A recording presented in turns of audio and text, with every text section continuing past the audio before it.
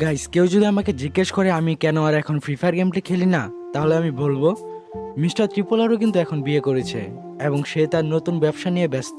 তাই সে এখন আর আমাদেরকে আগের মতো হাসায় না। এক্সাদুকুল গেমার তো এখন ট্রেডিং নিয়ে ব্যস্ত। তার কি আর আমাদের কথা মনে আছে? জান্নাত গেমিং এর বিয়ে হয়ে সে এখন বাচ্চার মাও হয়ে গেছে।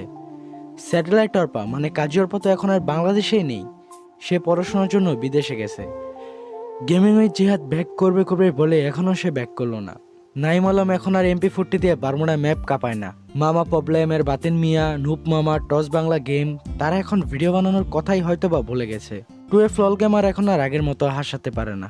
গেমিং উইথ তাল্লা তো এখন খুব কম টিপস অ্যান্ড ট্রিকে দেয় আমাদের। সব কোথায় যেন হারিয়ে গেল, তাই না?